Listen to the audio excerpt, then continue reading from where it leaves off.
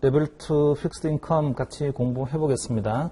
모두 7번을 하게 돼 있는데 21시간 동안 이거를 해야 되는 게 내용상으로 보면 좀 빡빡하긴 해요. 혹시나 좀 진도가 늦어지게 되면 추가적으로 시간을 조금 더 필요할 수도 있겠어요. 근데 어쨌든 뭐 21시간에 마치도록 해보도록 하고요. 사실 뭐 시간을 맞춰서 끝낸다 이게 중요한 게 아니라 시험을 충분히 쳐서 우리가 그 원하는 성적 얻을 수 있을 만큼 그렇게 레벨업이 된다 이게 중요한 거라서 가능하면 좀 차근차근 시험에 넣을 수 있는 주제들을 하나씩 다 짚어가면서 공부하도록 해보겠습니다.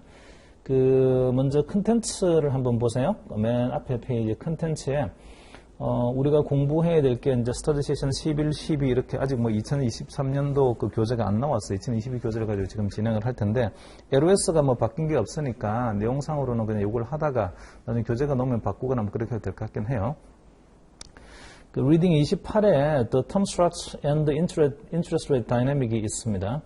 요거는 금리 기간 구조 이론인데 이 금리 기간 구조 이론은 채권이라는 게 발생하는 현금 흐름이 전부 다 promised 돼 있는 캐시플로우다 보니까 약속된 현금 흐름을 뭘로 할인해야 되는 거니 할인하는 그 할인 체계가 되게 중요하고 그 할인 체계는 결국은 금리 구조입니다.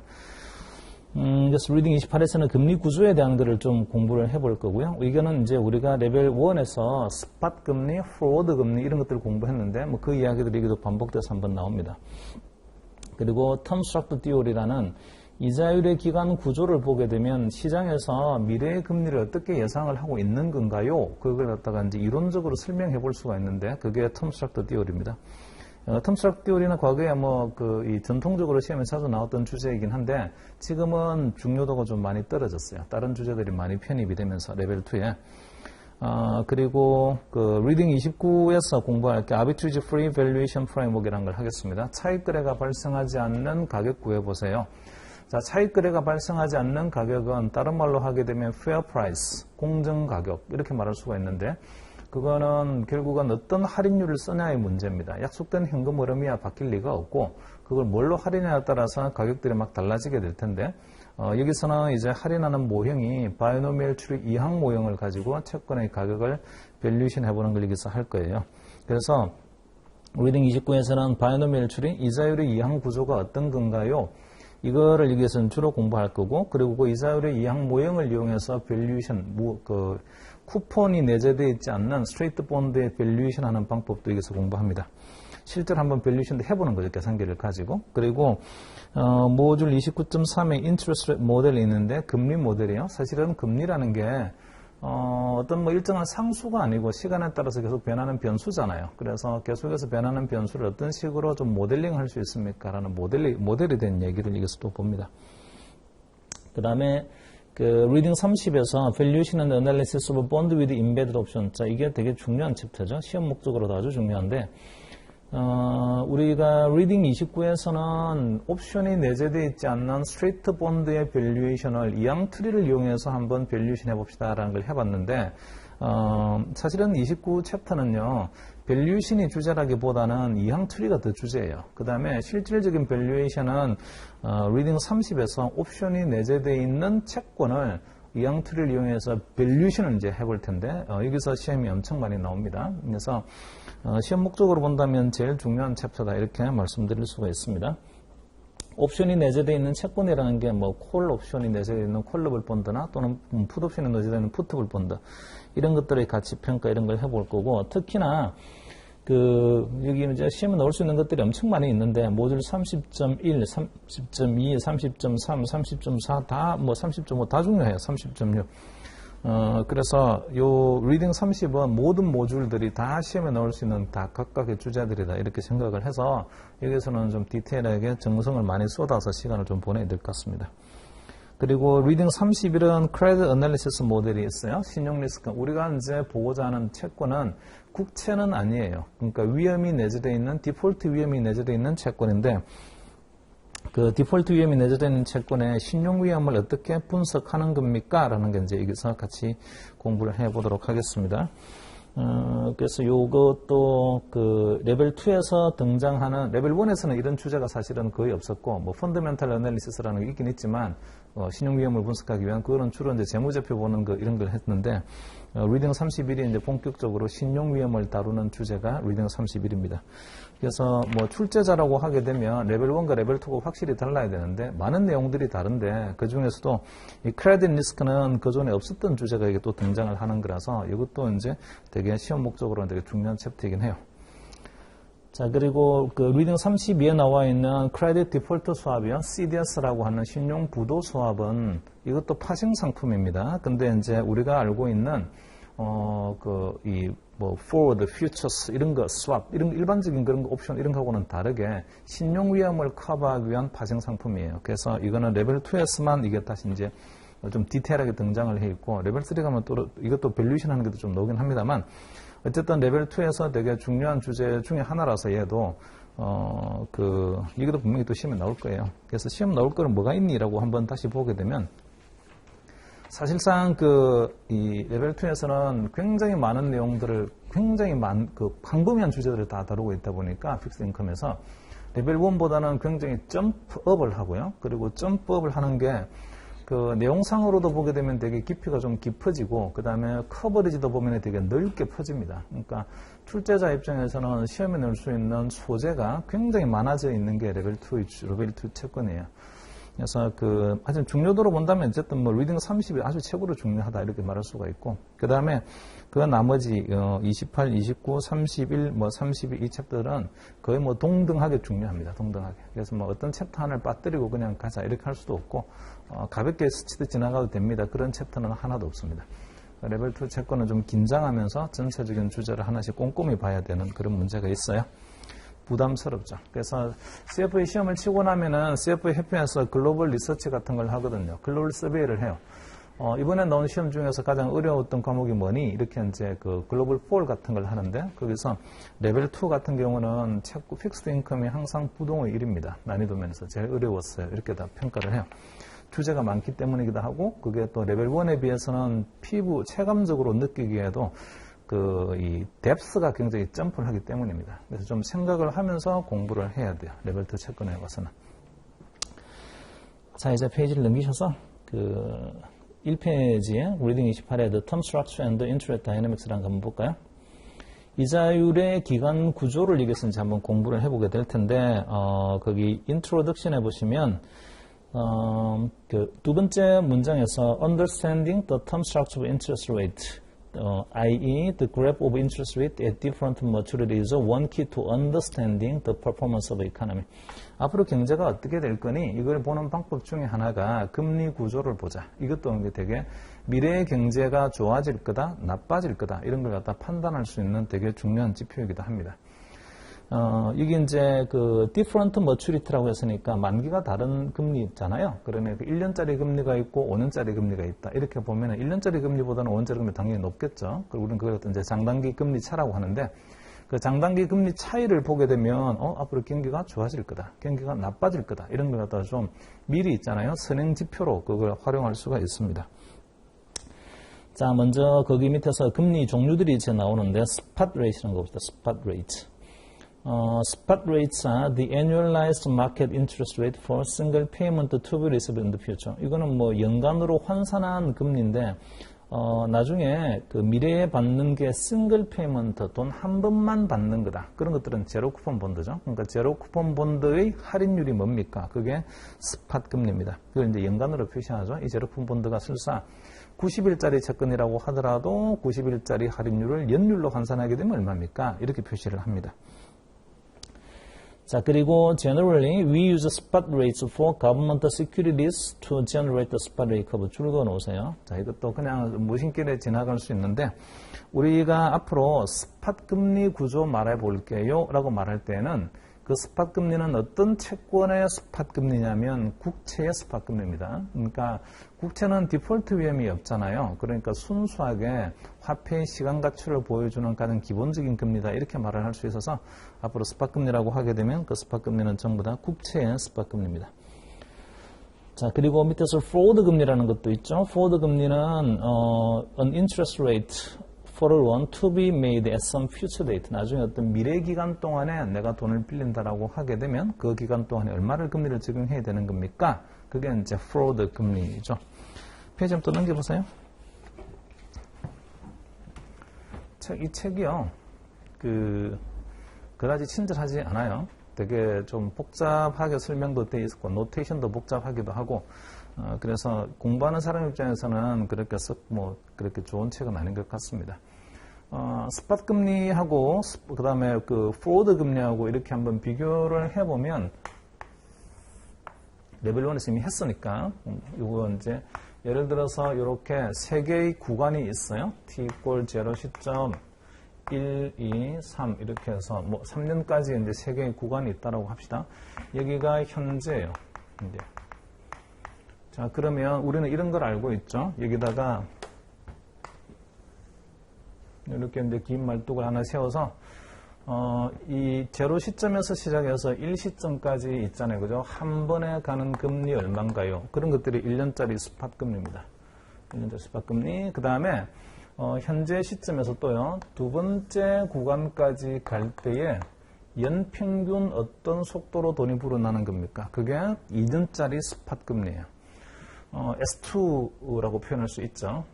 두 번째 이제 구간은 연평균으로 S2입니다. 그러니까 연평균 S2라는 이야기는 이렇게 표현할 수도 있어요. 현재 시점에서 우리가 1을 투자하게 되면, 여기 1 투자했어요. 그러면 1년이란 구간이 끝나게 되면 돈이 얼마가 남습니까? 보게 되면 요 S1이라는 금리만큼 붙어서 1 더하기 S1이 남아요. 이렇게 될 거예요. 그러면 1년 후에 1 더하기 S1을 다시 1 더하기 S1으로 할인하게 되면 지금 금액은 1이다. 이렇게 되죠. 이게 마치 제로 쿠폰 본드의 현재 가치 구하는 거하고 똑같습니다.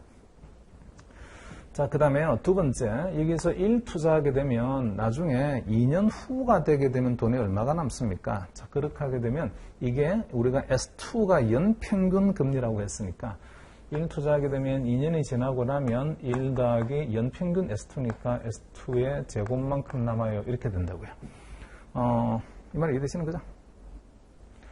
자, 그 다음에 또 같은 이야기로 여기 3년까지 가는 동안 연평균 우리가 어떤 속도로 가는 겁니까? 사실 금리라는 거는 어떤 기간 동안에 돈이 불어나는 속도를 말을 하는 거니까 첫 번째 구간 동안은 S1의 속도로 돈이 불어나고 그 다음에 두 번째 구간까지 가는 동안은 평균적으로 S2의 속도로 불어나고 그러면 세 번째 이렇게 구간까지 가게 되면 여기 출발해가지고 세 번째 구간까지 가게 되면 연평균 어떤 속도로 돈이 불어나는 겁니까? 그때 연평균 돈이 불어나는 속도를 우리는 S3라고 합니다. 그래서 여기 1 투자하게 되면 나중에 끝에 가면 얼마 받습니까? 1 더하기 S3에 3승 받습니다. 연평균 S3는 속도로 불어나니까. 자, 이렇게 표현할 수 있다고요. 고속도로 가보면은 구간 단속하는 그런 구간들이 있죠. 보면 그 구간 단속이 여기부터 저기 끝날 때까지는 평균 시속 얼마를 가야 됩니다. 그런 건데 그 구간 단속도 잘라서 내가 어떤 조금 초기에는 빨리 갔다가 나중에는 천천히 가서 결국은 평균 속도 맞추자 이런 게 할 수 있단 말이에요. 그런 개념하고 사실은 똑같아요. 자, 이제 한번 볼까요? 여기서 이제 그 첫 번째 구간은요, 어떤 속도로 가야 되냐면 S1의 속도로 가야 되는 거죠. 지금 시장에서 관찰되어 있는 1년 동안에 돈이 불어난 속도는 S1인 거예요. 그러면 여기도 마찬가지인데 여기 두 개의 구간이 있는데 평균적으로 S2의 속도로 불어나지만 하지만 첫 번째 구간은 얼마의 속도로 불어나야 되나요? 그거는 첫 번째 구간은 S1의 속도로 불어나야죠. 구간 자체가요. 현재 시점에서 보게 되면 여기까지 도달하는 동안은 S1의 속도로 가는 겁니다라고 시장에서 이미 금리가 정해져 있어요. 그러니까 여기 2년짜리 스팟 금리에서도 첫 번째 구간에 해당되는 금리는 S1이 돼야 돼요. 그러면 1 더하기 S1이 되었다가 끝에 가게 되면 이렇게 되어 있겠죠. 그러고 난 다음에 두 번째 구간의 속도는 뭐니? 두 번째 구간의 속도는 저는 1F1이라고 표시하는데 1년 있다가 1년짜리 금리요.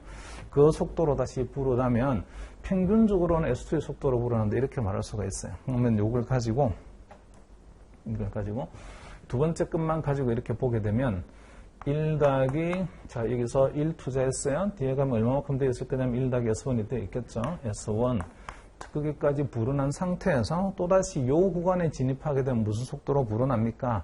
1F1이라는 속도로 불어나니까 1 더하기 1F1 속도로 불어나서 끝에 가게 되면 이런 돈이 되어 있을 거라고요. 이게 평균적으로는 그러면 얼마가 불어났습니까? 1 더하기 S2의 제곱. 두 개 같은 거 찾으면 되죠. equal 한 다음에 이 1F1 찾아봅시다. 이렇게 하면 됩니다. 그러면 여기 1F1이라는 두 번째 구간의 속도는요.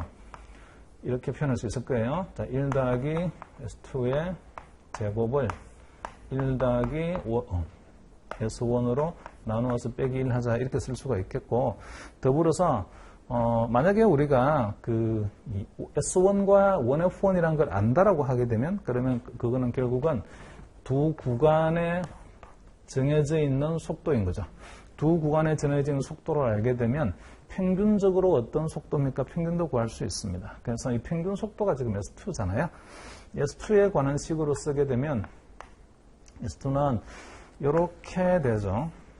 1 더하기 S1, 1 더하기 1F1, 그 다음에 빼기 1이에요. 이런 모양이 됩니다. 그래서 우리는 요게 두 개 구간에 각각의 속도가 있는데, 어쨌든 두 개 구간에 각각의 속도를 평균하긴 했는데, 이런 식으로 평균하는 걸 기하평균이라고 하죠. 그래서 S2라는 거는 결국은 평균 금리이긴 하지만 얘는 지오메트릭 에버리지다.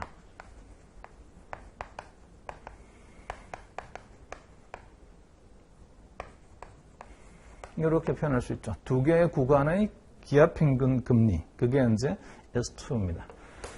자, 이제 S1과 S2를 알게 되면, S1과 그 다음에 S2를 알게 되면, 근데 중요한 거는요, 여기서 출발하는 시점, 여기 현재 시점에서 봤을 때에 이거를 안다고요. 1년짜리 금리 얼마입니까? 알고, 출발하는 시점에서 2년 평균 금리 얼마 주는 건가요? 이걸 알아요. 그러니까 이 두 개의 금리는 시장에서 이미 알고 있는 거고, 그러면 그 금리를 이용해서 우리는 두 번째 구간의 금리가 얼마입니까? 그 1F1이 얼마인가요? 라는 걸 갖다 구해낼 수가 있어요. 그 1F1이 지금 이렇게 구해진 거죠. 마찬가지로 또 이렇게도 표현할 수 있겠네요. 두 번째 구간까지의 평균 속도를 알고 있고, 세 번째 구간까지의 평균 속도를 알고 있으면, 그러면 얘는 무슨 속도니? 이것도 구할 수 있는데, 이 세 번째 구간의 속도를 2F1이라고 합시다. 2년 있다가 1년짜리 금, 2년 있다가 1년짜리 금입니다. 그런 이야기입니다. 이 2F1도 똑같은 방식으로 구할 수가 있죠. 2F1을 구하게 되면, 얘는 이게 이제 세 번째 구간까지 가는 데는 1 더하기 S3의 3승으로 갈 거란 말이에요. 끝에가 이 값이 되어 있을 텐데, 나누기 두 번째 구간까지는 1 더하기 S2의 제곱이었고, 빼기 1 하자. 이렇게 하면 되죠. 그래서 사실은 1을 갖다 왼쪽으로 옮기게 되면 1 더하기 2F1이 되고, 1 더하기 2F1에다가 1 더하기 S2의 제곱을 갖다가 곱하게 되면 1 더하기 S3의 3승하고 같아야 된다. 이렇게 볼 수가 있다고요. 자, 이거 지금 1F1도 구해보고 2F1도 구해봤는데, 이 1F1과 2F1은요, 이런 것들을 우리는 각각을 forward rate라고 하죠. 순도금리라고 합니다. 자, 그 다음에 S1과 S2라든지 또는 뭐 S3라든지 이런 것들이요. 여기 뭐 S1도 있고, 그 다음에 여기 S2도 있고 뭐 이런 것들이 있는데, S1 이거는 연평균이죠. 또 뭐 S2 이런 거, S3 이것도 전부 다 평균입니다. 평균적으로 어떤 속도인가요 이야기인데, 이런 것들을 스팟 레이트라고 합니다. 뭐 레벨 1에서 우리 다 공부했던 거예요. 자, 그래서 스팟 레이트 한번 볼까요? 거기 스팟 레이트를 보기 전에 페이지 2페이지의 LOS 28A번에서 그 LOS를 한번 볼게요. Describe relationships among spot rates, forward rate, yield to maturity, expected and realized return on bond, and the shape of yield curve. 굉장히 채권 공부에서 기본적인 게 첫 번째 LOS에 나와 있어요. 스팟 금리가 뭔가요? 포워드 금리란 건 도대체 뭡니까? 그리고 YTM이란 건 뭐예요? 이렇게 물어보고, 그 다음에 이 YTM과 expected and realized return은 또 어떤 관계입니까? 채권을 투자했을 때 예상되는 수익률과 실제로 실현되는 수익률은 어떤 관계가 있는 건가요? 그 다음에 마지막으로 the shape of yield curve. yield curve 모양은 어떤 모양을 가지고 있습니까? 시장에서. 이게 가장 베이직입니다. 그래서 이 LOS를 잘 이해를 해야 그 다음에 나오는 내용들도 다 이해가 되고 이러는데, 이 LOS가 이해가 안 되게 되면 그 어디부터 계속 헷갈리면서 어렵습니다. 자, 스팟 레이트를요, 우리는 다른 말로는 다른 뭐 예컨대 재무관리라든지 이럴 때에는 스팟 레이트를 뭘로 쓰는 거냐면 디스카운트 팩터, 할인 개수로 씁니다.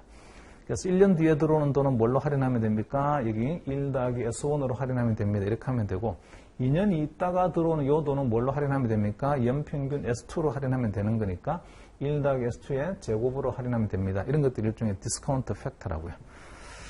그래서 거기 밑에 식을 보시게 되면 PT는 1 더하기 S2의 T 성분은 1이라고 되어 있는데 그게 현재 시점에서 우리가 구해보는 가격인 거죠. 노테이션이 틀렸어요. 그거는 PT가 아니고 P0가 되어야죠. P0. 뭐 이런 거죠. 지금 여기서 이 그림을 그대로 인용을 해서 보게 되면 자 여기서 우리가 1이라는 돈을 받을 거예요. 그러면 여기도 1이라는 받는 게 있다라고 합시다. 얘를 현재 가치로 가져올게요. 근데 이 그림은 잘 보게 되면 이렇게 두 개의 그림으로 나눌 수가 있어요. 두 개의 그림을 나눌 수가 있는데 자, 지금 여기 1은요. 지금 이 t 이꼴 0 시점이면 1년, 2년. 1년 있다가 받는 1원이고 그 다음에 얘는 2년 있다가 받는 1원이에요. 그럼 얘를 현재 가치로 가져올 때는 뭘로 할인해야 되는 겁니까? 현재 가치로 가져올 때는 이 구간의 돈 불어나는 속도로 우리가 디스카운트 하면 되는데 이 구간의 돈 불어나는 속도가 S1이잖아요. 그러니까 1 더하기 S1 분의 1 합니다. 이렇게 하면 되죠. 그러면 이게 곧 P0예요. T 이꼴 0 시점에서의 가격이다. 이렇게 말할 수 있습니다. 자, 그 다음에 만약에 2년 있다가 1이라는 돈을 받는데 중간에 받는 돈은 하나도 없어요. 2년 있다가 1이라는 돈을 받는다. 그러면 이거는 가격을 그럼 뭘로 계산해야 되는 겁니까? P0 값을 구해야 되는데 이 P0는 얘가 두 개의 구간을 거쳐서 와야 되는 거잖아요. 그 두 개의 구간을 거쳐서 올 때 평균 속도 어떤 속도로 와야 되는 겁니까? 그 평균 속도가 스팟금리라고 했으니까 1 더하기 S2의 제곱 분의 1로 있잖아요. 디스카운트 해오면 되죠. 이게 이제 2년짜리 디스카운트 팩터죠. 2년 후에 오는 현금 흐름을 할인하는 현가계수입니다. 얘는 1년 후에 오는 현금 흐름을 할인하는 현가계수. 그렇게 해야만이 현재 제로 시점에서의 가격이 얼마입니까? 이렇게 됩니다. 그래서 그 PT는 사실은 틀린 이야기죠. P0 이렇게 써야만이 맞아요. 근데 이제 이 쓴 사람이 말을 하고자 하는 거는 T 시점에서 오는 돈을 현재 가치로 할인하는 할인율이 뭡니까? 그걸 갖다 지금 PT라고 표현을 했으니까 이렇게 써져 있지만 이걸 가격으로 본다라면 PT가 아니고요. 타임 노테이션이 P0 이렇게 되면 이제 맞는 거죠. 자, 그 다음에 그 PT는 어쩌고 되어 있는 그 식 바로 밑에 보시면 The Term Structure of Spot Rate, 스팟 금리의 기간 구조가 있는데 이거는 만기에 따라서 우리가 스팟 금리를 그림으로 그려볼 수가 있어요. 뭐 이렇게 할 수 있겠죠.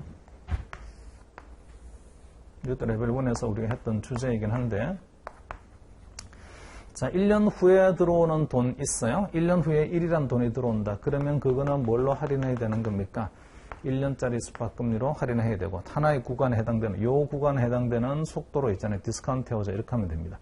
2년 있다가 들어오는 돈 1이 있으면 그럼 연평균 뭘로 할인해야 되는 겁니까? 그 할인하는 연평균 할인율이 두 개의 구간을 평균적으로 어떤 속도로 오는 거니 그런 개념이라서 얘는 S2로 할인하자 이렇게 하면 되고 마찬가지로 3차년도 오는 현금 흐름은 뭘로 할인해야 되는 겁니까? 세 개의 구간을 어떤 속도로 오는 거니 그게 이제 S3라는 평균 속도니까 그 속도로 우리가 세 번째 들어오는 돈은 할인하자.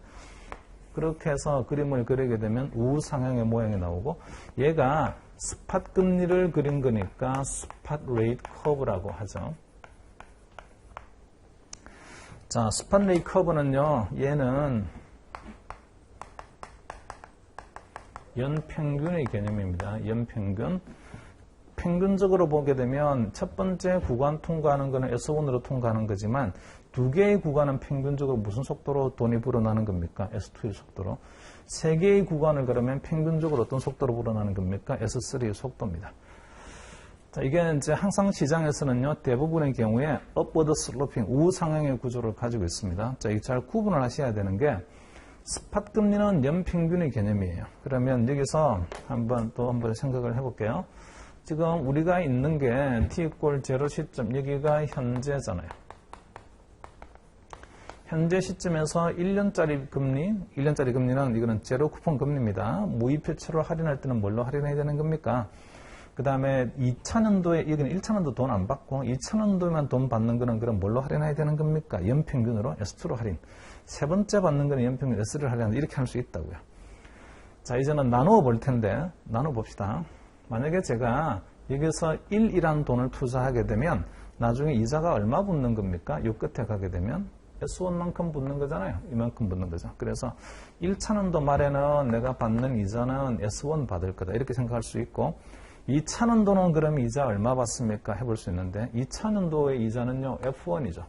이게 두 번째 구간의 금리라고요. 그래서 만약에 두 번째 구간에서 제가 1이라는 돈을 투자하게 되면 지금 시장에 관찰되고 있는 스팟 금리만 보게 되면 우리는 두 번째 구간은요, 어떤 속도라는 건지를 계산할 수가 있고, 그 계산된 게 1F1입니다. 그래서 1F1 같은 경우는 여기 1 투자하게 되면 1년 있다가 1 투자하게 되면 끝에 가게 되면 1 더하기 1F1 받을 거예요. 그러니까 두 번째 구간의 금리는 1F1이다. 이렇게 말할 수가 있죠. 자, 여기서 두 번째 구간에 가서 두 번째 말에 받는 1F1을 갖다가 그래프로 그려보게 되면 1F1은요, 이렇게 스팟 금리보다는 높습니다. 이렇게 높게 나와요. 자, 높게 나오는 이유가 얘는 연평균이고요. 얘는 평균이 두 개를 평균한 거예요. 두 개를 평균. 근데 두 개를 평균한 게 이렇게 올라가려고 하게 되면 첫 번째에다가 뭔가 두 번째 걸 넣었을 때 두 번째 값은 요 평균보다 더 높아야만이 있잖아요. 그래야만이 올라가게 될 거예요. 마찬가지로 이거 세 번째 구간도 마찬가지 똑같은데 세 번째 구간은 그러면 금리 뭘 받겠습니까? 지금 현재 시점에서 관찰되고 있는 S1, S2, S3를 보게 되면 세 번째 구간에서 제가 만약에 여기서 1 투자하게 되면 끝에 가서 받는 거는 2F1이라는 금리 받을 거다. 이렇게 예측할 수 있습니다. 자, 따라서 세 번째 구간 말에서 받는 금리를 한번 표현해 보세요 하게 되면 걔는 2F1 받을 거예요. 이렇게 표현할 수가 있고, 이거를 그래프로 그리게 되면 이렇게 해도 우상향으로 올라가는 그림인데 스팟 금리보다는 위에 있죠. 자, 이런 노란색의 그림을 얘는 forward rate curve라고 합니다.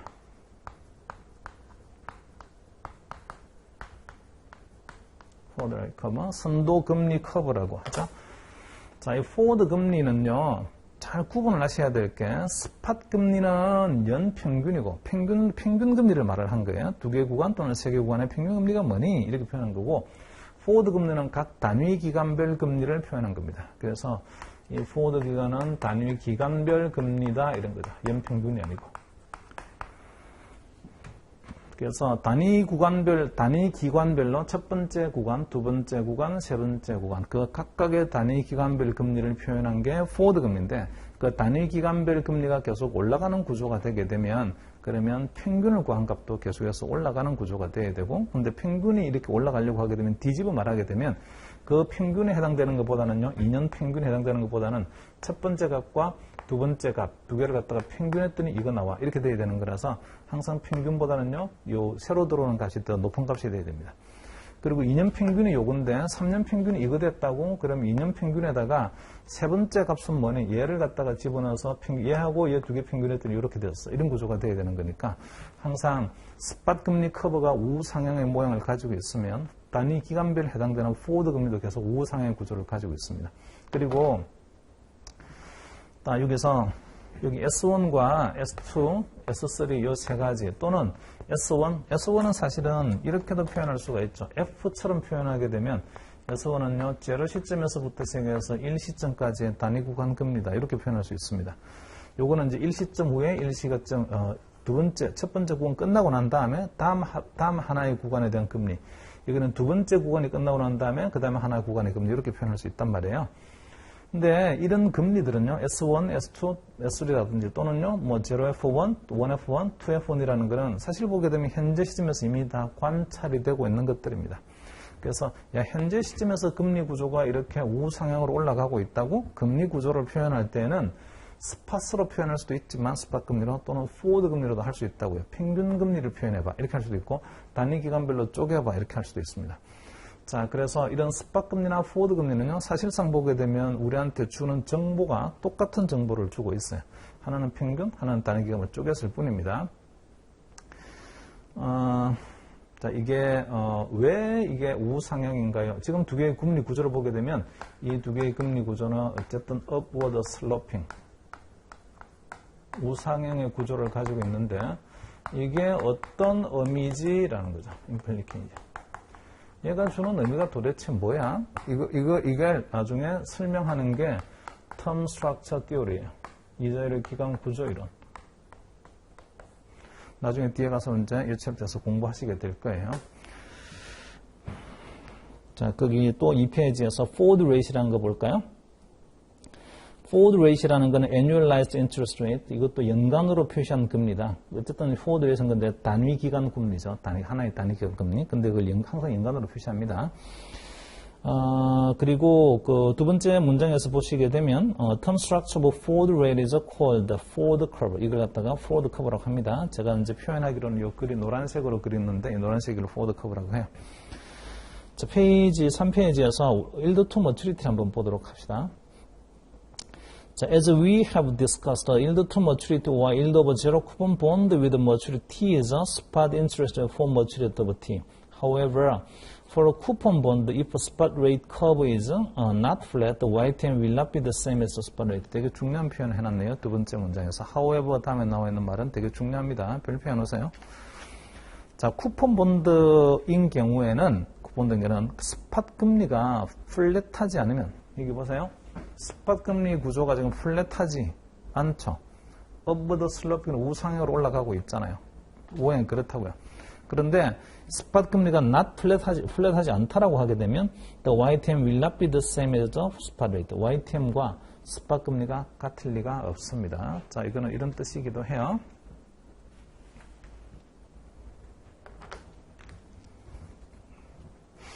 채권을 한번 생각을 해 봅시다. 자, 우리가 조금 이제 생각을 해야 되는 게 지금 여기서는요, 출발하는 그 레벨 2 채권을 출발하는 단계에서는 이 가격이 페어 프라이싱이다, 페어 프라이싱이 아니다는 아직 생각하지 않겠습니다. 3년짜리 채권을 한번 예를 들어 볼게요. t 이퀄 0 시점이고 1, 2, 3 이렇게 있어요. 자, 이게 쿠폰 본드다 보니까 이 현재 시점인데 계속해서 쿠폰을 주는 채권입니다. 여기서 쿠폰을 주고 여기는 이제 쿠폰도 주고 원금도 받고 이런 현금 흐름을 가지고 있어요. 얘를 현재 가치로 바꿔야 될 거 아니에요. 현재 가치로 바꿀 때 그러면 뭘로 할인해야 되는 거니가 문제입니다. 이제 보면. 그래서 이거 레벨 1에서 그 이야기를 하긴 했었는데 사실은 이게 쿠폰 본드지만 채권의 본드 밸류에이션을 할 때는요. YTM으로 밸류에이션을 하는 게 아니고 이 돈이 오는 시점에 맞는 할인율을 써야 돼요. 현가계수를 써야 된다고요. 그래서 조금 전에 우리가 하기를 자, 이게 1년 있다가 이런 돈이 오는 구조고 그 다음에 또요. 쭉 내려보게 되면 얘는 2년 있다가 이런 돈이 오는 거고 그 다음에 또요. 얘도 밑으로 떨어뜨려 보게 되면 3년 있다가 이런 돈이 오는 제로 쿠폰 본드 3개 들고 있는 거나 위에 있는 거나 같습니다. 모양, 현금 흐름 모양이 같아요. 그러면 1년 있다가 오는 쿠폰은 뭘로 할인해야 되는 거니? 자, 얘 할인할 때는 S1로 할인을 해야죠. 1 더하기 S1 이렇게 할인하는 게 맞죠? 왜냐하면 지금 현재 시장에서 관찰되는 금리 구조가 S1이라는 금리를 우리가 알고 있다고요. 제로 쿠폰 할인율을 알고 있어요. 요거는 1, 2, 3. 자, 두 번째 오는 이 돈은 그러면 뭘로 할인해야 되는 겁니까? 시장에 가보니까 시장에서 우리가 2년짜리 스팟 금리를 알고 있어요. 그러면 이 쿠폰도요, 2년 있다고 오는 제로 쿠폰하고 똑같은 거니까 얘는 할인할 때는 연평균 1 더하기 S2의 제곱으로 할인하자. 이렇게 하면 맞고, 이게 이제 아까 현가계수라고 했으니까, 각각의 현가계수. 분의 1 한 거. 그 다음에 이 돈은 연평균 뭘로 할인해야 됩니까? 3개의 구간을 거쳐서 앞으로 와야 되는데, 올 때는 1 더하기 S3의 3승으로 디스카운트 하자. 이렇게 하면 맞을 거예요. 이거는 분의 1 하는 거죠. 정표는 분의 1, 분의 1 이렇게 해서. 그렇게 해서 현재 가치가 있고, 현재 가치가 있고, 현재 가치가 있어서 요 3개의 현재 가치를 다 더하게 되면, 그러면 요게 곧 채권의 가격입니다. 이렇게 표현할 수 있다고요. 여기까지 뭐 이해되셨나요? 무슨 말인지? 자, 제로 시점에서 채권의 가격이 이렇게 나와 있어요. 제가 이거를 수식으로 한번 다시 바꿔보겠습니다. 이 채권의 가격은 미래에 발생하는 현금 흐름을 디스카운트 해왔어요. 뭘로 디스카운트 한 거냐면 이 현금 흐름이 오는 시점이 있어요. 1, 2, 3 이 시점이 있는데 그 시점에 맞는 스팟 금리로 디스카운트 해왔죠. 식 이렇게 써지고, 그리고 그걸 갖다가 또 이렇게 다 더했어요. summation 했습니다. t equal 1부터 3까지 이렇게 한 거예요. 자, 이게 정확하게 화폐의 시간 가치를 정확히 반영한 가격입니다. 이 말 이해되시나요? 자, 화폐의 시간 가치를 정확히 현가계수를 그 금리 구조로 정확히 우리가 적용해가지고 디스카운트 해왔으니까 이런 가격을 fair price, 공정 가격이다 이렇게 말할 수가 있고요. 다른 말로는 얘를 우리는 arbitrage free price, 차익거래가 발생하지 않는 가격입니다 라고 레벨 1에서 배웠습니다. arbitrage free price, 차익거래가 발생하지 않는 가격. 왜냐하면 시장에서 관찰되어 있는 화폐의 시간 가치를 정확히 이용해서 현금 흐름을 현가로 땡겨왔기 때문입니다. 자, 그런데요, 이거를 한번 식을 바꿔볼게요. 자, 이게 주어져 있는 given market price라고 합시다. 시장 가격이에요. P0 값을 제가 알아요, 이제. 알게 되면, 이거 이미 안다고요. 가격이 얼마라고 시장에 나와 있어요. 그러면 그 가격이 이렇게 돼 있을 텐데, 분명히 이렇게 해서 디스카운트해서 나와 있을 텐데, 지금 여기서는 우리는 뭘 할 거냐면, 요 가격이요, 뭐라고 가정한다고요? 어떤 가격이라고? arbitrage free price, 공정 가격이라고 가정을 하고 공부를 시작을 합니다. 정확하게 밸류에이션 된 대로 시장에서 거래되고 있다고요. 자, 그러면 그 가격으로 채권을 사게 되면 또다시 미래의 현금 흐름을 받게 될 텐데 캐시플로우를 받는 거죠. 이런 캐시플로우 받을 거예요. 자, 이거를 어떤 싱글 디스카운트 레이트 하나로 할인하자 이렇게 할 수 있는데 싱글 디스카운트 레이트를 갖다가 Y라고 합시다. Y의 T선. 이제 이거는 밑에 타임 노테이션이 안 붙어 있어요. 타임 노테이션이 안 붙어 있다는 이야기는 모든 구간을 전부 다 뭘로 할인하자는 이야기냐면 1-Y로 할인해오자. 그런 개념하고 같죠. summation t equal 1부터 3까지 이렇게 표현할 수 있을 텐데 여기까지 이해되셨나요? 요 Y를 뭐라고 한다고요? 이런 Y를?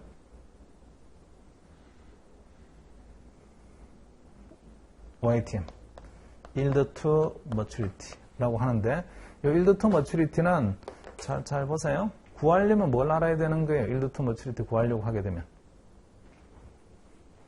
이게 이제 뭐 키입니다. yield to maturity를 구하려면 우리가 뭘 알아야 될까? 여기 써놨어요. 기본 채권의 시장 가격을 알아야 돼요. 그래야만이 이 가격으로 사게 되면 내가 연평균 수익률이 도대체 얼마가 나오는 거니? 이렇게 구할 수가 있다고요. 이해되시나요? 근데 그 채권의 가격을 우리가 지금 어떻게 구한 거냐면 시장에서 지금 관찰되고 있는 스팟 금리를 이용해서 구했어요. 그리고 스팟 금리를 이용해서 구하다 보니까 정확한 화폐의 시간 가치에 맞는 할인 계수를 써서 구해온 거란 말이에요. 그렇게 해서 구한 가격은 이런 거는 차익거래가 발생하지 않는 가격이고 차익거래가 발생하지 않는 가격을 또 다른 말로 표현하게 되면 이거는 fair price, 공정가격 또는 적정가격이다 이렇게 말할 수 있습니다. 그래서 자, 아비트리지가 발생하지 않는 가격을 먼저 구하고 그 다음에 그 가격으로 우리가 만약에 시장에서 실제로 채권이 거래되고 있다라고 하면 그 이 돈을 주고서는 채권을 사게 될 텐데 그 사게 되면 우리가 연평균 수익률 도대체 얼마 얻는 겁니까? 그게 YTM입니다. 따라서 YTM이라는 거는 채권 가격이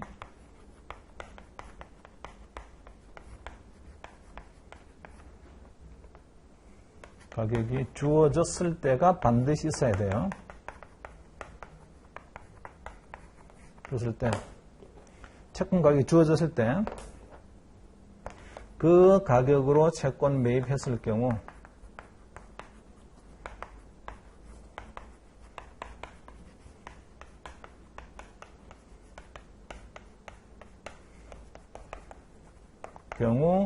기대되는 연평균 수익률입니다.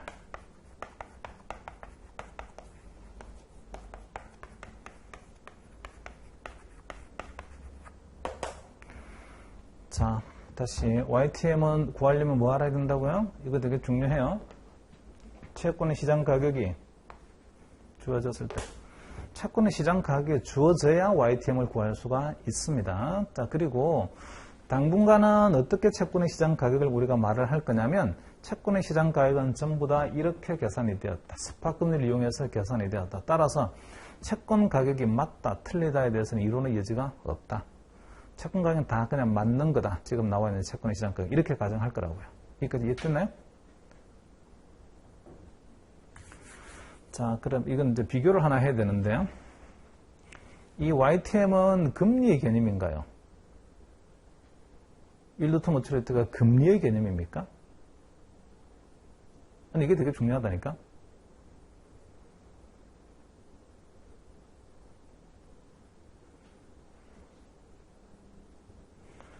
자, YTM 이 식을 가지고요. 이 위에 거를 제가 한번 바꿔볼게요. 위에 거를 한번 비교를 해보겠습니다. 자, YTM은 말이죠. 이거 첫 번째 노는 현금 흐름이 있어. 얘죠. 쿠폰, 첫 번째 쿠폰입니다. 이걸 뭘로 할인하는 거예요? 1 더하기 Y의 1승으로 할인하는 거고. 그 다음에 두 번째 노는 현금 흐름은 얘죠. 얘를 또 뭘로 할인하는 겁니까? 1 더하기 Y의 제곱으로 할인하는 거고. 그 다음에 얘는 또 1 더하기 Y의 3승으로 할인하는 거잖아요. 오케이? 자, 그림을 그려보게 되면 이런 그림이 돼버려요. 첫 번째 노는 요 쿠폰을 뭘로 할인한다고 이렇게 1 더하기 Y로. 그 다음에 두 번째 노는 돈을 그러면 얘도 뭘로 할인하는 겁니까? 연평균 우리가 할인해와야 되는데 할인할 때 보니까 얘는 1 더하기 Y의 제곱으로. 그래서 두 개의 구간을 1 더하기 Y를 제곱으로 할인해와요. 그 다음에 마찬가지로 세 번째 노는 현금 흐름도 현재 가치로 가져올 텐데 이거 뭘로 할인하는 거냐면 세 개의 구간을 다 1 더하기 Y로 세 번을 할인을 해옵니다. 그래서 구분해보게 되면 첫 번째 구간도 1 더하기 Y, 두 번째 구간도 1 더하기 Y, 자, 첫 번째 구간 1 더하기 Y, 두 번째 구간 1 더하기 Y, 세 번째 구간 1 더하기 Y 이렇게 된단 말이에요. 이 식은 그렇게 말을 해주고 있잖아요. 각각에 넣는 돈들을 갖다가 이 쿠폰은 1 더하기 Y로 할인하는 거고 얘는 1 더하기 Y의 제곱으로 이거 두 개 있으니까 제곱이죠. 1 더하기 Y의 3승으로 할인하는 거다. 이런 말하고 같습니다. 이거 이해되셨나요?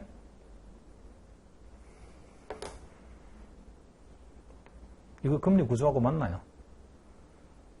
이 Y가 금리 구조하고 맞아요? 만약에 얘를 금리 구조라고 말을 하게 되면 금리 구조처럼 한번 표현을 해볼게요. 자, 1, 2, 3 있어요. 1년짜리 채권 사도 수익률 얼마 나온다고요? 1년짜리 금리가 Y. 두 번째 것도 2년짜리 채권 사도 수익률은 Y. 3년짜리도 금리는 Y. 이런 구조와 같습니다. 그래서 이렇게 플랫한 모양이 나온다고요. 플랫한 모양이. 이 말 이해됐어요? 이거 금리 구조하고 맞습니까? 금리 구조는 어떤 모양이에요? 얘가 금리 구조라고요. 미래에 오는 돈을 현재 가치로 환산하기 위한 게 금리잖아요. 또는 지금의 돈을 그 미래까지 간다면 얼마만큼 돈이 불어나는 겁니까가 그게 금리잖아요. 그래서 돈이 불어나는 속도가 금리고 그 다음에 달리 말하게 되면 미래에 오는 돈을 갖다가 어떤 속도로 다시 현재 가치로 가져와야 되는 겁니까? 그게 금리라고요.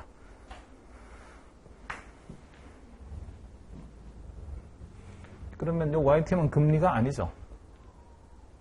얘는 만기 몇 년짜리 채권을 제가 예를 들었냐면 3년짜리 채권을 예를 들었으니까 사실은 이 Y는요 의미로 본다면 3년짜리 채권에 해당되는 3년 채권의 만기 수익 이런 걸 만기 수익률이라고 합니다. 3년 채권, 3년 만기 채권의 만기 수익률 또는 이 만기란 말을 갖다가 빼버리고 3년 만기 채권 수익률 이렇게 표현한다고요.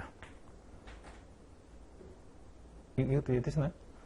수익률이다 보니까 연평균 예상되는 수익률인 거예요. 채권을 이 가격으로 산다면 이 정도 가격이 수익률이 예상이 됩니다라는 겁니다. 잘 이해되신 거죠?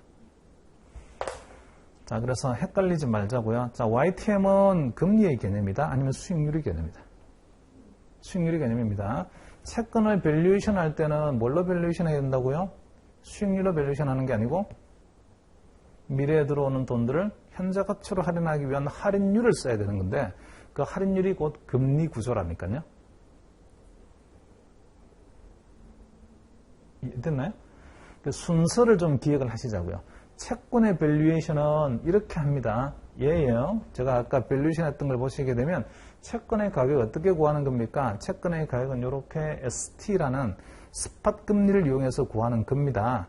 그렇게 해서 가격이 구해지게 되면 그 가격으로 채권을 만약에 실제로 시장에서 거래했을 때에 이 가격으로 사게 되면 얼마만큼의 연평균 수익률이 나오는 겁니까? 그게 YTM이라고요. 그래서 만약에 YTM이 실제 금리 구조하고 같아지려고 하게 되면 어떻게 돼야 되는 거냐면 이 3년짜리 YTM이요. 이게 마치 진짜 각 구간별 할인율로 쓴다라고 하게 되면 얘가 S0하고도 같고, S1하고도 같고요. S2하고도 같고요.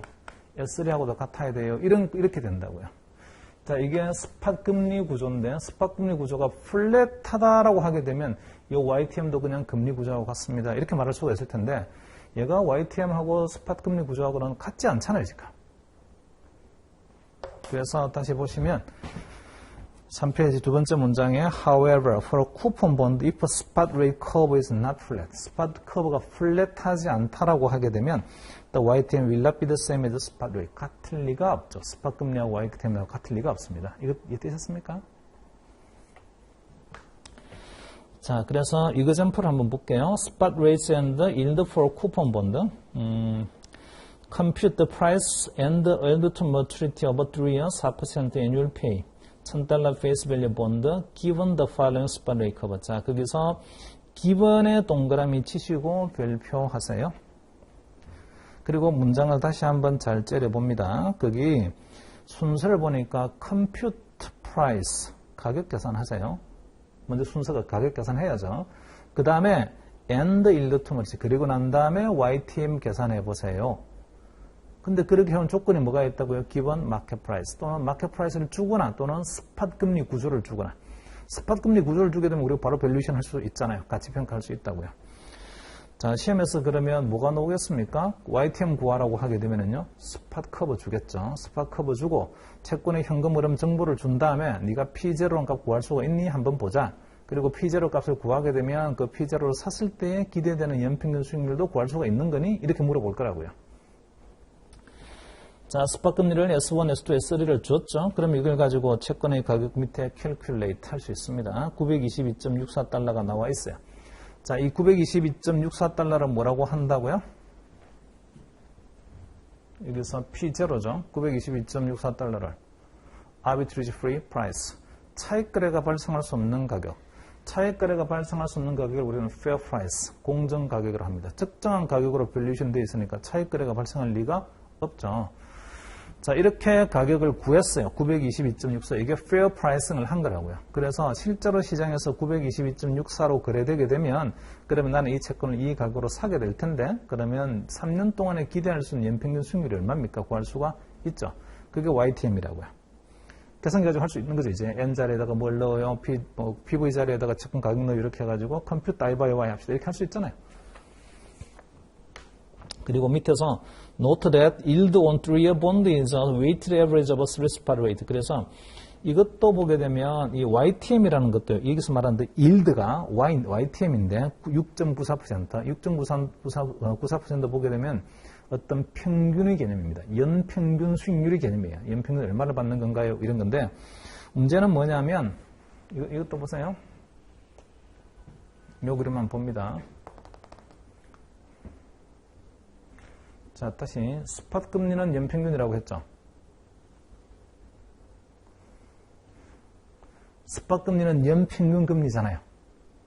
복수계의 구간이 있을 때에 그 복수계의 구간을 어떤 평균 속도로 있잖아요. 현재까지 오는 겁니까? 또는 지금부터 시작해서 복수계의 구간을 통과하는 평균 속도가 어떻게 되는 겁니까? 그게 스팟 금리 구조라고요. 그 다음에 그 복수계의 구간을 구간 단위로 한번 나누어 봅시다라고 하게 되면 그 구간 단위로 나눈 거를 우리는 포워드 금리라고 합니다. 자, 여기서 YTM은 그러면 어떻게 될까요? 문제입니다. YTM. 이 그림 한번 볼게요. 자, YTM은요, 이렇게 한번 봅시다. YTM은 이 구간의 금리를 마치 뭐처럼 말을 하고 있어요? Y라는 속도입니다. 이렇게 말을 하고 있고 두 번째 구간도 Y라는 속도에 이렇게 말을 하고 있고 세 번째 구간도 Y라는 속도입니다. 이렇게 말을 하고 있잖아요. 지금 그림이 그렇잖아요. 지금 이게 스팟 금리하고 다른 점은요. 스팟 금리는 자 보세요. 스팟 금리는 두 번째 것만 한번 볼게요. 두 번째 나와 있는 요 쿠폰을 현재 가치로 가져올 때에 중간에 뭐 열매 같은 거 하나 있습니까? 없죠? 아니, 중간에 뭐가 아무것도 없잖아, 얘는. 그러니까 여기서 뭔가를 태우고는요, 계속해서 평균 속도로 그냥 꾸준히 이렇게 한 번에 와버립니다. 얘도 마찬가지예요. 여기서 출발해가지고 두 개의 정거장을 거쳐가는데 가는 동안에 뭔가를 쉬어서 뭔가를 떨어뜨립니다. 또는 뭔가를 더 태웁니다. 그런 개념이 없어요. 그냥 계속해서 현재로 온다고요. 얘는 볼게요. 자, 여기는 여기서 맨 오른쪽 이 3시점에서 요도 얘를 갖다 태웠습니다. 마치 보트처럼 생각하면 돼요. 보트. 바다 위에 보트가 있다. 자, 바다 위에 보트가 이렇게 출발을 했는데 말이죠. 공허보트 같은 걸 타고서 이렇게 출발을 했어요. 사람들이 얘가 탔다고요. 무슨 속도로 가요, 이게? Y라는 속도로 오다가 또 얘를 태웁니다. 그리고 얘까지 태운 거를 또다시 Y라는 속도로 오고 또 얘를 또 태우고 Y라는 속도로 가요. 이 말 이해되셨나요? 여기서 출발하는 걸로 따져보게 되면 얘는 여기까지 가가지고 여기서 뭘 태웁니까? C라는 걸 태워요. 그리고 Y라는 속도로 가서 C를 보트 위에 태우죠. 그러고 난 다음에 또다시 이렇게 갑니다. Y라는 속도로 계속 가다가 또 얘를 C를 한 개 더 태웁니다. 이제 여기까지 오면 두 개가 타 있어요. 두 개가 타 있는 거를 또다시 Y라는 속도로 가서 마지막으로 얘를 태웁니다. 여기까지 이해됐나요? 이거는 그런 개념이 있나요? 이렇게 되어 있는 거는. 중간에 뭔가를 태운다는 개념이 있냐고요? 없죠. 그냥 출발해서 끝까지 한 번에 가버리는 개념이고 얘는 중간에 쿠폰을 갖다가 태우는 개념이라고요.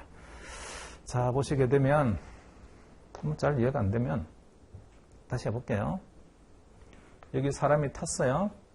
무슨 속도로 온다고요? 두 개의 구간을? 수트의 속도로 온다니까 오는 동안에 뭔가 물고기나 낚시를 해서 뭔가 잡아서 있잖아요. 보트에 잡아야 된다면 이거는 얘가 처음부터 끝까지 오는 거죠. 혼자서 다 하는 거예요. 얘는 어떻게 되나요? 얘는 보니까 중간에 얘가 뭔가를 도우는 애가 계속 있는 거예요. 그게 쿠폰의 재투자입니다. 쿠폰이 계속 재투자되는 개념이 있다고요. YTM에는. 근데 스팟 금리에는요. 어디에도 쿠폰이 재투자된다는 그런 개념이 없습니다. 따로따로 제로 쿠폰처럼 분리해가지고 그 세 개를 갖다가 부분을 갖다가 합쳐서 가격을 구하자 이렇게 되어 있으니까 중간에 뭔가를 재투자하는 것도 포함이 되는 거잖아요. 그런 개념이 없다고요. 이해되셨습니까? 무슨 말인지? 자, 그래서 YTM은요, 사실상 보게 되면 무슨 노이즈가 끼어져 있는 수익률이냐면 쿠폰의 재투자 노이즈가 끼어져 있는 수익률입니다. 이것도 이해됐어요? 그래서 YTM을 여기다가 숫자로 한번, 좌표로 한번 그림을 그려보세요 하게 되면 우리가 지금 3년짜리 채권이잖아요. 3년 만기 채권의 YTM은 어디에 있습니까? 그것도 연평균이기 때문에 YTM도요. 연평균 얼마입니까? 하게 되면 그 밑에 와요. 요 3년짜리 스팟금리보다는 더 밑에 있다고요.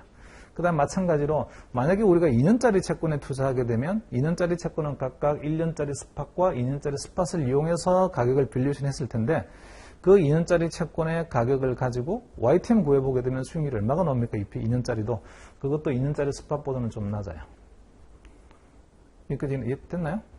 이렇게 낮은 이유가, 그리고 1년짜리 같은 경우는 어차피 1년짜리는요, 지금은 예를 들어 걸로 본다면 1년 있다가 1 더하기 S1을 받는 거나 1 더하기 Y로 받는 거나 개념이 똑같죠? 그림으로는. 그러니까 그거는 YTM, 1년짜리 YTM은 똑같아요. 그림으로는 이런 모양이 되겠죠? 이 파란색에 해당되는 게 YTM 커브예요. 얘도 연평균입니다. 연평균인데 얘는 금리의 개념이 아니고요. 연평균 수익률의 개념이죠. 자, 연평균 수익률에 무슨 노이즈가 끼어져 있다고? 얘는 쿠폰의 재투자 노이즈가요. 쿠폰의 재투자. 쿠폰을 이걸로 계속 요 YTM으로 재투자하는 거야 라는 쿠폰의 노이즈가 있잖아요. 그죠? 노이즈를 포함하고 있는 연평균 수익률입니까? 깨끗하지 않은 수익률입니다. 순수하고 깨끗한 수익률은 중간에 뭔가 쿠폰을 재투자한다는 개념 없이 지금부터 시작해서 3차 한도 말까지 그러면 얼마만큼 어떤 속도로 가야 되는 건가 이런 개념이 순수한 화폐의 시간 가치를 나타내는 금리 구조입니다. 그게 스팟 금리 구조예요. 이해되셨나요? 자, 그래서 이게 왜 밑에 옵니까를 또 생각해 볼 수 있는데 그 밑에 오는 거는 스팟 금리보다는 이 YTM 커브가 밑으로 오는 이유는 같은 물량으로 같은 결과에 도달하려고 하게 되면 중간에 뭔가 쿠폰을 재투자할 수 있는 여력이 있는 애는요 조금 느린 속도로 가도 돼요. 다시 중간에 쿠폰을 갖다가 재투자할 수 있다는 이야기는 뭔가 조력 쿠폰이라는 조력자가 있다고요. 그래서 쿠폰의 조력자가 있으면 조금 느린 속도로 가도 있잖아요. 된다니까 같은 결과에 도달합니다. 이 SS3처럼. 스팟금리는 쿠폰이라는 재투자 노이즈 끼어 있습니까? 없어요. 스팟은. 그러니까 스팟은 각자의 속도로 빠른 속도로 가야만이 있잖아요. 그죠? 어떤 목적을 달성이 되는데 동일한 목적을 달성할 때에 하기 위해서 쿠폰이라는 어떤 조력자가 있는 경우에는 조금 느린 속도로 가도 된다고요. 그래서 우리는 이걸 뭐라고 표현하는 거냐면 YTM도요. 일종의 평균의 개념인데 스팟금리의 어떤 평균의 개념이다. 이렇게 말할 수 있습니다. 자, 그게 이그젠플 밑에 나와 있는 이야기죠. ANS에서 note that yield on 3-year bond is a weighted average of 3 spot rate. 세 개의 스팟 금리의 어떤 평균하고 되게 비슷한 개념이다. 이렇게 말할 수 있고요. So in this case, we would expect S1보다는 S3가 당연히 커야 되고, 그 다음에 S3보다는 좀 YTM이 낮습니다. 얘가 S3잖아요. S3. 그리고 여기가 3년짜리 YTM이거든요. 3년짜리 YTM은 3년짜리 스팟 금리보다는 더 낮아요.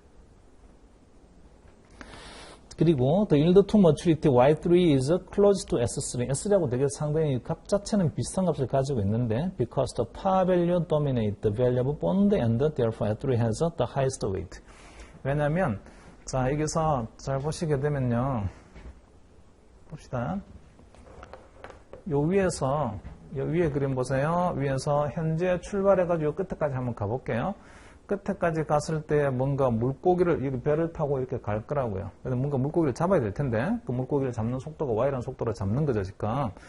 근데 여기까지 간 다음에 얘는 C가 하나 타고 올라타요. C가 올라타서 이제 C가 뭔가 도움을 주고 이것도 C가 올라탑니다. 제일 큰 규모를 가지고 있는 거는 뭡니까? P가 제일 큰 규모를 가지고 있는데 P는 마지막에 올라타는 거라고요. 여기도 마찬가지로 P는 여기서 마지막에 올라탑니다. 그래서 맨 마지막에 나오는 게 굉장히 도미네이트. 그 P 값이 굉장히 지배적인데 결과를 성과를 보여주는 거로는 근데 P가 나와 있는 거는 어쨌든 3,000원도 말이고 얘도 3,000원도 말이에요. 그러니까 P가 크게 우리한테 이 구분이 아래 위가 두 개 막 달라진다 이런 개념이 없죠. P가 하는 역할이 달라지지 않는다고요. 그래서 3년짜리 스팟 금리나 그 다음에 3년 평균의 YTM이나 사실 굉장히 비슷한 값이 나오게 되는데 왜냐하면 얘들은 미치는 영향이 되게 작은 거예요. 쿠폰에 미치는 영향이 되게 작아서 P가 미치는 영향이 되게 크다고요. 여기까지 이해되셨나요? 자, 잠깐 쉽시다.